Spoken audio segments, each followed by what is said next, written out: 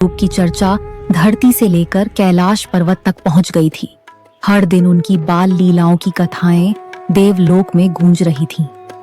भगवान शंकर, जो अपने आराध्य श्री राम के दर्शन के लिए हमेशा तरस जाते थे, अपने आप को रोक न पाए।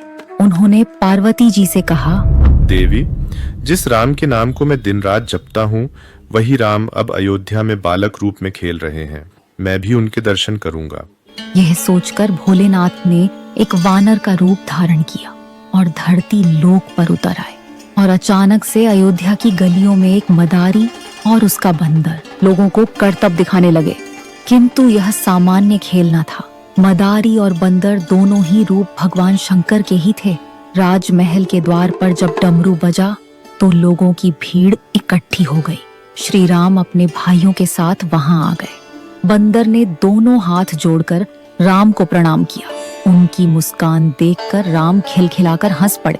भोलेनाथ का हृदय आनंद से भर गया।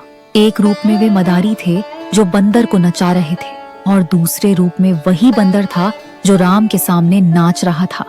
समस्त जगत को नचाने वाले श्री राम अपने ही सेवक के नृत्य को देख प्रसन्न होकर ताली बजाने लगे। फिर अचानक राम मस्ती में बोले, मुझे ये बंदर चाहिए। मदारी तो इसी पल के लिए आया था। बंदर की डोर तुरंत राम के हाथ में दे दी गई। अब भोलेनाथ के वानर रूप को अपने प्रभु के पास रहने का अवसर मिल गया।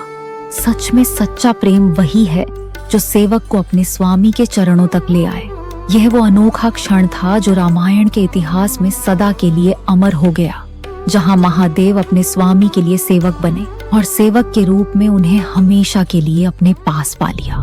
तो ये थी श्री राम की एक और बाल लीला। अगले एपिसोड में देखिए सीता का बचपन।